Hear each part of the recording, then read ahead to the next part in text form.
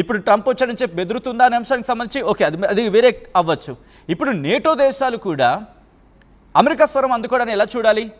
మరి ముఖ్యంగా భారత్ మీద సుంకాలు విధిస్తూ అంటున్నాయి. ఎగ్జాక్ట్లీ నాటోకి సంబంధించినటువంటి సెక్రటరీ జనరల్ మార్క్ రూటో ఏకంగా అమెరికా వైట్ హౌస్లో, ఇది ఇప్పుడు కాదు, ఇక్కడ ఈరోజు మనం ఈ అప్డేట్ని తీసుకుంటున్నాం, సెనేటర్లతో సమావేశమయ్యారో ఆ సమావేశంలో భారత్, చైనా అండ్ బ్రెజిల్ దేశాలపైన సుంకాన్ని విధిస్తాం, అధికంగా టారిఫ్ విధిస్తాం. ఎవడో ఎక్కడి నుంచో వచ్చేదో విధిస్తామంటే భయపడడానికి, ఇచ్చానికి రష్యా, చైనా, ఇండియాలన్నీ కూడా నిజంగా ఒక రకంగా చెప్తే India, China the biggest populated కంట్రీస్గా ఉన్నాయి, ఒకదానిపై ఒకటి పోటీ పడుతున్నాయి. నిజానికి గతంలో మనం ఒక సామెతగా మాట్లాడుకున్నట్టుగా గట్టిగా తుమ్మితే, ఇండియా తుమ్మితే ఆ శబ్దానికే పారిపోయే దేశాలు ఇవన్నీ కూడా. సో అటువంటి దేశాలు మనల్ని హెచ్చరించడం అంటే ఇది ఒక హాస్యాస్పదమే. పెద్దగా దీన్ని మనం భయపడతామనో మన ప్రభుత్వం వెనుకడుగు వేస్తానని పక్కన పెడితే, నాటో ఇది వాయిస్ కంటే కూడా అమెరికా అధ్యక్షుడు డొనాల్డ్ ట్రంప్ వాయిస్ని ఇటు నాటో నోటి నుంచి చెప్పుకొచ్చాడు. మొన్న మీటింగ్లోనే వైట్ హౌస్తో ఇదే మార్క్ రూటోతో డొనాల్డ్ ట్రంప్ ఒక వ్యాఖ్యానించాడు, చాలా క్లియర్గా చెప్పుకొచ్చాడు ఆయన. ఇందాకనే మనం మాట్లాడుకున్నాం, ఇండియా పాకిస్తాన్ యుద్ధాన్ని ఆపింది నేనే, వారిద్దరు కూడా ట్రేడ్ టాక్స్ వల్లనే ఆగిపోయారు. అట్ ది సేమ్ టైం రష్యాకు సంబంధించి వీళ్ళంతా కూడా కలిసి ఏకమైపోయి మన పైన కుట్రలు కుయుక్తులు కూడా పన్నుతున్నారని చెప్పుకొచ్చారు.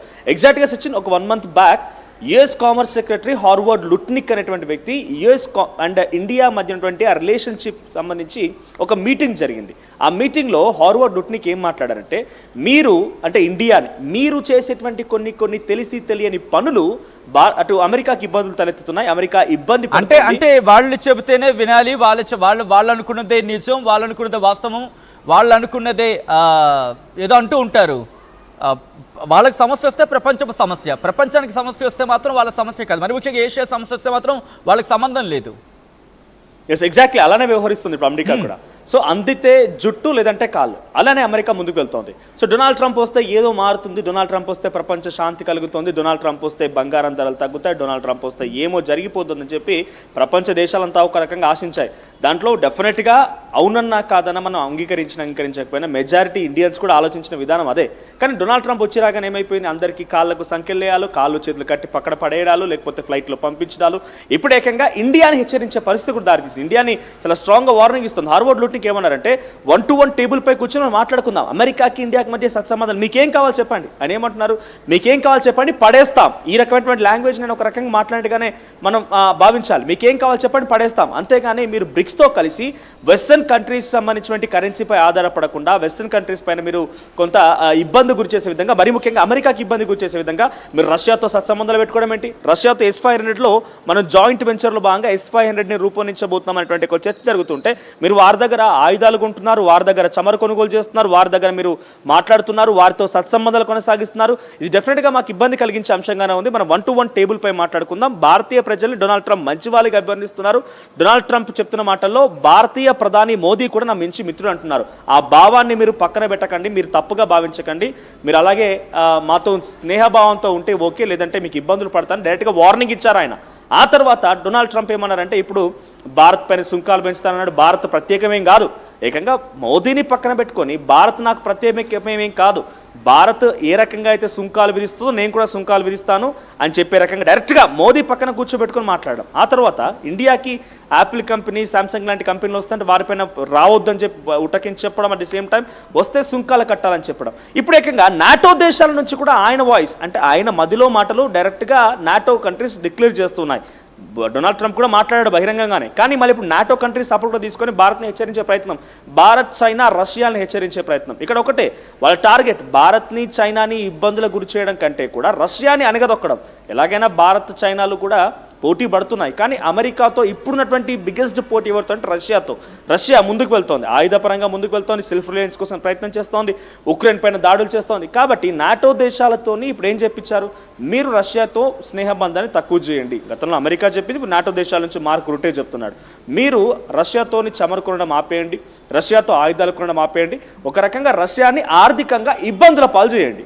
సో మీరు కలిసి ఉండడం వల్లనే రష్యా ఎగిరిపడుతోంది, ఉక్రెయిన్ పైన ఇంకా దాడులు చేస్తుంది. మేము చెప్పిన మాట రష్యా వినడం లేదు. మీరు సపోర్ట్ చేయడం కారణంగా రష్యా ఇంకా ఆర్థికంగా బలపడడంతో పాటుగా మీరు మోరల్ సపోర్ట్ ఇస్తున్నారు. ఫస్ట్ ఆ సపోర్ట్ తగ్గించుకోండి.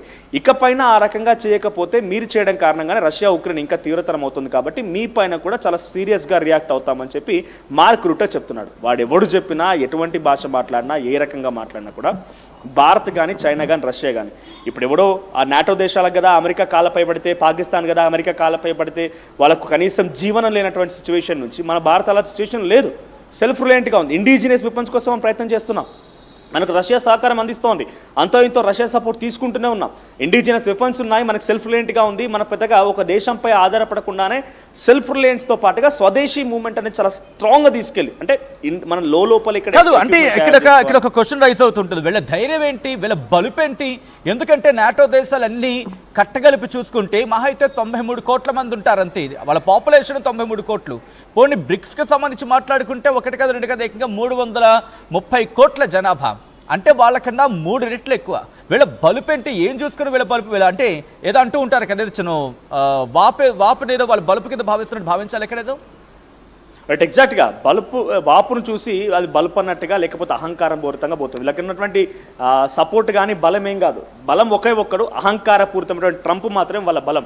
సో ట్రంప్ చేసేటువంటి ఆ వ్యాఖ్యలు ట్రంప్ సపోర్ట్ చూసుకొని మాట్లాడుతున్నారు. మీరు అంటున్నట్టుగా నిజంగా నాటో కంట్రీస్ చూస్తే, ఒకసారి మీకు నాటో కంట్రీస్ లిస్ట్ తెలుసు, ఒకసారి నేను కూడా మళ్ళీ మీకు అది చెప్పే ప్రయత్నం చేస్తాను. సో నాటో కంట్రీస్ లిస్ట్ చూస్తే Albania, Belgium, Bulgaria, Canada, Denmark, Estonia, Finland, France, Germany, Greece, Italy. ఇక్కడ నేను చెప్పేటువంటి లిస్టులో సుమారుగా ఒక 20 దేశాలు ఉన్నాయి. 20 దేశాల్లో ఏ ఒక్క దేశమైనా కనీసం భారతదేశంలో ఒక రాష్ట్రంతో సరిపోతాయా?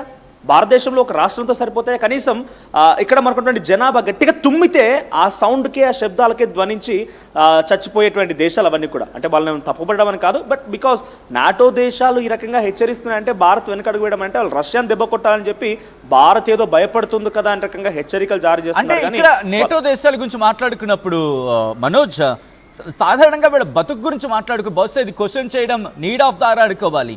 వీళ్ళెవరు అసలు ఎక్కడెక్కడి నుంచో వచ్చి దోచుకొని ఎక్కడెక్కడ దోపిడీలు చేసి బతుకు అటువంటి చరిత్ర వీళ్ళు ఈరోజు ప్రపంచాన్ని భయపెట్టాలని చూస్తారా వీళ్ళు? రైట్, అదే అంటున్నా. ఇప్పుడు అమెరికా దగ్గర మోకరిల్లిపోతే తప్ప వీళ్ళకి జీవితం లేదు. నాటో దేశాలు కూడా అమెరికా మాట ఎందుకు ఉంటున్నాయి? డొనాల్డ్ ట్రంప్ అధ్యక్షుడు ఏదో కొంత సహాయం చేయకపోతాడా, లేకపోతే ట్రేడ్ విషయంలోనో ఇంకేదో విషయంలో ఒక రకంగా ఆయన పెద్దనలా ఉన్నాడు కాబట్టి ఆయన మాట వినాల్సి వస్తుందనే సిచ్యువేషన్లో వాళ్ళంతా మోకరిల్లిపోతున్నారు. కానీ ఇండియాకి అవసరం లేదు, రష్యాకి అవసరం లేదు, చైనా కూడా ఒక రకంగా మన శత్రు దేశం అయినా కూడా వారికి కూడా అంత అవసరం లేదు. బికాజ్ వాళ్ళు కూడా సెల్ఫ్ రిలయంట్గా ఉన్నారు.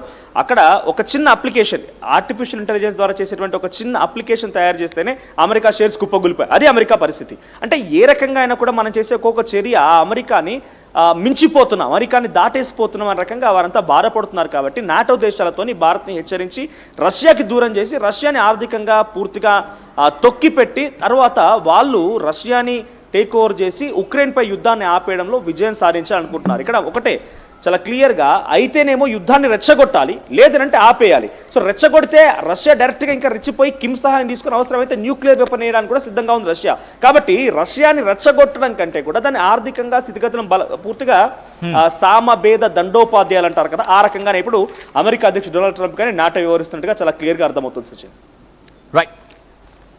రైట్ మనోజ్, మొత్తంగా అయితే మాత్రం ఇటు రష్యా విషయంలో రష్యాను టార్గెట్గా, రష్యాను బహుశా ఏమనాలి, బ్రిక్స్ దేశాల మీద తుపాకీ నీరు ఇలా పెట్టి రష్యాను టార్గెట్ చేస్తాం అనుకుంటే కనుక ఒకసారి బ్రిక్స్ ఇలా అన్నాయనుకోండి, నాటో మీ పన్నాగం అంతా అది ఇలా తిప్పి కొడుతుంది మీకే.